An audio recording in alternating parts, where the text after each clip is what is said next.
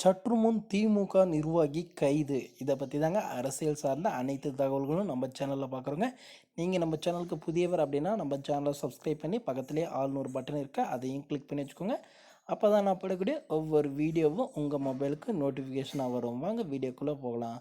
கரூர் மாவட்ட மாநகர கவுன்சிலாக இருக்கிறவர் வந்து பார்த்திங்கன்னா லாரன்ஸுங்க. இவரை ஏன் கைது பண்ணியிருக்காங்க அப்படின்னு வந்து பார்த்திங்கன்னா, இவர் வந்து பார்த்திங்கன்னா செந்தில் பாலாஜி வீட்டுக்கு வந்து பார்த்திங்கன்னா அதிகாரிகள், அதாவது ஐடி ஊழியர்கள் வந்து பார்த்திங்கன்னா வந்திருக்கும்போது வந்து பார்த்திங்கன்னா சோதனைக்கு வரும்போது வந்து பார்த்திங்கன்னா அவர்களை தாக்கியதாக வந்து பார்த்திங்கன்னா கிட்டத்தட்ட ஒரு 5 நபர்களை கைது பண்ணியிருக்காங்க. அதில் வந்து பார்த்திங்கன்னா லாரன்ஸும் ஒருவர் அப்படின்ட்டு சொல்லியிருக்காங்க.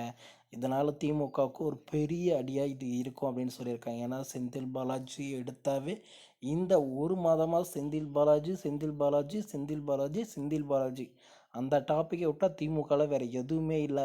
அவர் முதலமைச்சரே ஜப்பான் போயிருக்கிறதே பெரிய விஷயமா எடுத்துக்கல. அதற்கு மாறாக வந்து பார்த்திங்கன்னா இந்த அதாவது வந்து செந்தில் பாலாஜி மதுவிலக்கில் ஊழல், அதுக்கப்புறம் வந்து பார்த்திங்கன்னா பேருந்து துறையில் ஊழல் அப்படின்ட்டு நிறைய ஊழல் கேஸ்களை போட்டதுனால வந்து பார்த்திங்கன்னா அவர் வீட்டுக்கு ரெய்டு அடித்தாங்க. ரெய்டு அடித்தது பிரச்சனை இல்லைங்க, ரெய்டு அடிக்க போனவங்களையே மிரட்டி ஆக்ரோஷமாக தாக்கி கார் கண்ணாடிகளை உடைத்து மிரட்டியெல்லாம் அனுப்பியிருக்காங்க. இதுதாங்க வன்முறையின் உச்சகட்டம் கரூரில் நடைபெற்றது. இதை வந்து பார்த்திங்கன்னா இதற்கெல்லாம் அஞ்சு கூட்டம் அல்ல அப்படின்ற அதற்கேற்ற மாதிரி வந்து பார்த்திங்கன்னா கரூரில் போயிட்டு உடனடியாக வந்து பார்த்திங்கன்னா தாக்குதலுக்கு உட்பட்டவர்கள் வந்து பார்த்திங்கன்னா ஜிஹெச்சில் அட்மிட் ஐசியூவில் இருந்து போட்டாங்க பாரு கேஸை. உடனடியாக வந்து பார்த்திங்கன்னா அந்த திமுக நிர்வாகி ப்ளஸ் அவர்கள் ஆதரவாளர் ஒரு 5 பேரை கைது செய்ய சொல்லியிருக்காங்க.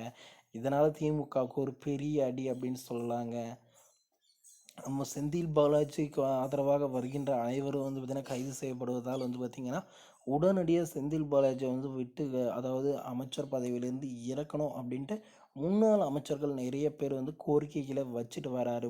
ஸ்டாலின் தமிழகத்துக்கு வந்த பிறகு இதற்கான நடவடிக்கைகள்லாம் எடுக்கப்படும் அப்படின்ற மாதிரி செய்திகள் வலம் வருதுங்க. பொறுத்திருந்து பார்ப்போங்க என்ன நடக்கும், என்ன செய்ய போகிறார்கள். டிஎம்கேல அந்த இடத்துல போராட்டம் செஞ்சவர் இன்னும் சில பேர் கூட கைது செய்ய வாய்ப்புகள் இருக்கிறதாக வந்து பார்த்திங்கன்னா செய்திகள் வெளியாகிட்டே வருதுங்க.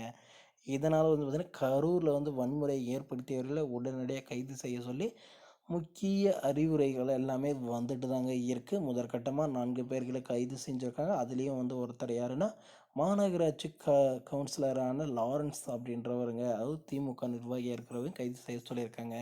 ஓகே ஃப்ரெண்ட்ஸ், வீடியோ பிடிச்சிருந்தா நம்ம சேனலை சப்ஸ்கிரைப் பண்ணி பக்கத்துலேயே ஆல்னு ஒரு பட்டன் இருக்கும், அதையும் கிளிக் பண்ணி வச்சுக்கோங்க. அப்போ தான் நான் போடக்கூடிய ஒவ்வொரு வீடியோவும் உங்கள் மொபைலுக்கு நோட்டிஃபிகேஷனாக வரும். Okay friends, thank you.